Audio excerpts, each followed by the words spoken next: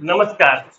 आज पुन्हा एक तुमचं स्वागत आहे एका नवीन व्हिडिओमध्ये, ज्यामध्ये आपण पाहणार आहोत मूळ संख्या, जोडमूळ संख्या आणि सहमूळ संख्या यांचा एकमेकांशी काय संबंध आहे, किंवा याच्यावरती परीक्षेमध्ये काय प्रश्न येऊ शकतात, किंवा मूळ संख्या कोणत्या कोणत्या असतात. बऱ्याच जणांना मूळ संख्येमध्ये अडचण येते. परीक्षेमध्ये हा प्रश्न महत्वाचा आहे. मूळ संख्येवरती प्रश्न बऱ्याच वेळा परीक्षेमध्ये आलेले आहेत. बघा, आपण सुरुवातीला पाहणार आहोत की मूळ संख्या म्हणजे काय. तर मूळ संख्या ज्या संख्येला एक व ती संख्या याशिवाय कोणत्याही संख्येने पूर्ण भाग जात नाही. म्हणजे मूळ संख्या म्हणजे कोणत्या संख्या की ज्या संख्यांना फक्त एक व ती संख्या सोडून कोणत्याही संख्येने भाग जात नाही. बघा, आता आपल्याला प्रश्न विचारतात की 1 ते 100 मध्ये किती मूळ संख्या आहेत. आता आपल्याला माहिती पाहिजे की 1 ते 100 मध्ये 25 मूळ संख्या आहेत. पण त्या कोणत्या कोणत्या आहेत. तर पहा, 1 ते 10, 11 ते 20, 20 ते 21 ते 30, 1 ते 40, 41 ते 50, 51 ते 60, 61 ते 70, 71 ते 80, 81 ते 90, 91 ते 100. म्हणजे आपण प्रत्येक 10 संख्येमध्ये कोणत्या कोणत्या मूळ संख्या येतात त्या पाहणार आहोत. तर बघा, 1 ते 10 मध्ये 2, 3, 5, 7. बघा, मूळ संख्येची सुरुवात होते एका समसंख्येने की जी आहे 2. मग बघा, 2, 3, 5, 7 झाल्या. त्यानंतर 11 ते 20 मध्ये कोणत्या आहेत. 11, 13, 17, 19. 21 ते 30 मध्ये कोणत्या आहेत. तर त्या आहेत 23 आणि 29. 31 ते 40 मध्ये कोणत्या आहेत. 31 आणि 37. 41 ते 50 मध्ये कोणत्या आहेत. 41, 43, 47. 51 ते 60 मध्ये कोणत्या आहेत. त्या आहेत 53 ते 59. सॉरी, 53 आणि 59. 61 70 मध्ये कोणत्या आहेत. 61 आणि 67. 71 ते 80 मध्ये कोणत्या आहेत. 71, 73, 79. 81 ते 90 मध्ये कोणत्या आहेत. त्या आहेत 83 आणि 89. आणि 91 ते 100 मध्ये कोणती आहे. एकमेव आहे, ती आहे 97, 97. बघा, आपल्याला ही मोस्ट आयएमपी एक लाईन आहे जी आपल्याला माहिती असायला पाहिजे की जी आहे की एक ही संख्या, पहा, एक ही संख्या मूळही नाही व संयुक्तही नाही. पोलीस भरतीला हा प्रश्न खूप वेळा विचारला गेलेला आहे की खालीलपैकी कोणती संख्या मूळही नाही आणि संयुक्तही नाही. तर ती आहे एक. त्यानंतर 2 ही सर्वात लहान मूळ संख्या आहे. पहा, 2 काय आहे, सर्वात लहान आहे असून एकमेव सम मूळ संख्या आहे. एकमेव काय आहे, सममूळ संख्या. ही अशी संख्या आहे आपल्या सर्व संख्या मालिकेमध्ये की जी फक्त एकमेव समसंख्या जी मूळ संख्येमध्ये येते. त्यानंतर 1 ते 100 पर्यंत एकूण 25 मूळ संख्या असून 1 ते 100 पर्यंत 25 मूळ संख्या असून त्यांची बेरीज 1060 येते. हा सुद्धा प्रश्न परीक्षेमध्ये आलेला आहे. म्हणजे हा सुद्धा आयएमपी प्रश्न आहे, आयएमपी वाक्य आहे. किती संख्या आहेत एकूण. तर 25 मूळ संख्या आहेत आणि त्यांची बेरीज किती आहे. 1060. बघा, 2 वर्षापूर्वी एक भरती झाली आपली. त्या भरतीमध्ये आपल्याला हा प्रश्न विचारला गेला होता की 1 ते 100 पर्यंत विषम मूळ संख्यांची बेरीज. आता आपल्याला माहिती आहे मध्ये फक्त एकमेव समसंख्या कोणती आहे, किती आहे, 2. म्हणजे आपल्या 1 ते 100 पर्यंत विषम मूळ संख्यांची बेरीज जी आपली टोटल आहे ना 1060, त्यामधून ते 2 कमी करायचे आणि किती आले आपली ती बेरीज 1058. बघा, त्यानंतर आपल्याला पाहिजे आहे की जोडमूळ संख्या म्हणजे काय.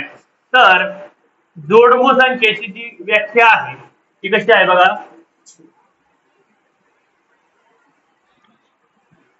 जोडमूळ संख्या तिची व्याख्या अशी आहे की ज्या 2 मूळ संख्येमध्ये 2चा फरक असतो. काय असतो. 2चा फरक असतो. त्या काय असतात, एकमेकींच्या जोडमूळ संख्या असतात.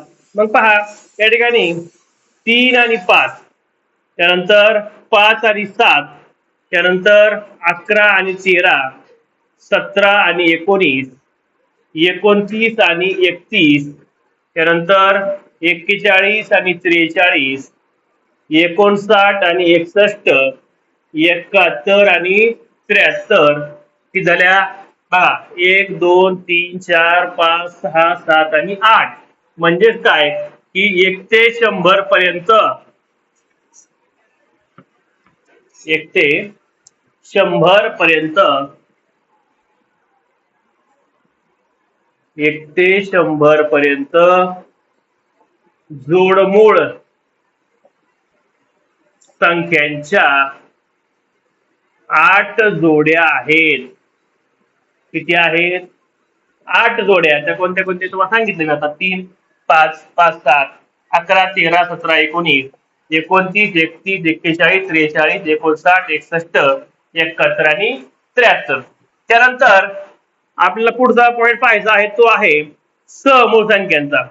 वरती लिहू आपण या ठिकाणी की समूळ संख्या म्हणजे काय. तर अशा दोन संख्या पहा अशा दोन संख्या ज्यांचा एक शिवाय सामायिक विभाजक नसतो. सामायिक विभाजक म्हणजे काय तर त्याला त्या दोन संख्यांना सोबत एक शिवाय कोणत्याही संख्येने भाग जात नाही. बघा काय असं वाटतं की या मूळ संख्यांचा आणि या समूळ संख्यांचा काय संबंध आहे तर काहीही संबंध नाही. जोडमूळ संख्याचाही नाही आणि मूळ संख्याचाही नाही. तर समूळ संख्या आणि मूळ संख्या या दोन वेगवेगळ्या भाग येतो का तर बघा या समूळ संख्येमध्ये आपण जर एक्झाम्पल पाहायचं ठरवलं तर बघा एक्झाम्पल काय आहे. समजा आपण उदाहरणार्थ जर आपण 8 व 15 या दोन संख्या निवडल्या 8 आणि 15 तर या 8 आणि 15 या दोन संख्यामध्ये काय होणार की या दोन संख्यांना एक शिवाय भाग जाणार नाही. कसा तो 8 ला जाईल 2 ने जाईल 4 ने जाईल किंवा 15 ला 3 ने जाईल 5 ने जाईल पण या दोघांनाही सोबत एका संख्येने भाग जाईल का तर जाणार नाही. त्यामुळे या दोघी काय झाल्या एकमेकांच्या समूळ संख्या. अजून एक बघा या ठिकाणी आपण समजा घेतलं फॉर एक्झाम्पल 9 आणि 15 किंवा 9 आणि 10 घ्या 9 आणि 10. आता त्या 9 आणि 10 काय घ्यायच्या तर समूळ संख्येमध्ये ही एक डेफिनेशन असते आणि दुसरी अशी असते की दोन क्रमवार नैसर्गिक संख्या दोन क्रमवार नैसर्गिक संख्या एकमेकींच्या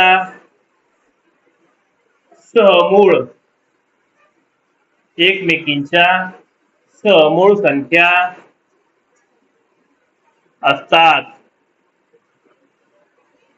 मग बघा 9 आणि 10 हे काय झाले क्रमवार आणि काय आहेत नैसर्गिक संख्या आहेत. या एकमेकांच्या काय असतात समूळ संख्या असतात कारण या 9 लाही नाही आणि 10 लाही नाही.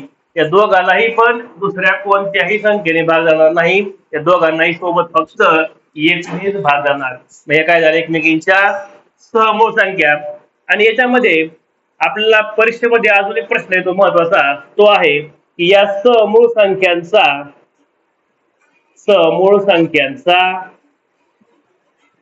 मसावी. तर या समूळ संख्यांचा मसावी हा नेहमी किती असतो 1 आणि यांचा जो लसावी आहे तो काय असतो लसावी त्यांचा गुणाकार असतो. काय असतो गुणाकार. मग आपण इथे घेतलंय 9 आणि 10 तर या 9 आणि 10 चा जो मसावी आहे तो किती येणार 1 आणि जो लसावी आहे तो किती येणार 9 गुणिले 10 बरोबर 90. समजले का. हे वाक्य खूप महत्वाचे आहेत की समूळ संख्यांचा मसावी हा नेहमी किती असतो 1 असतो आणि त्यांचा लसावी नेहमी काय असतो त्यांचा गुणाकार असतो. समजले सर्वांना. तुम्हाला काही शंका असेल तर कमेंट बॉक्स मध्ये सांगा. सर्वांनी लाईक करा, शेअर करा, सबस्क्राईब करा. धन्यवाद.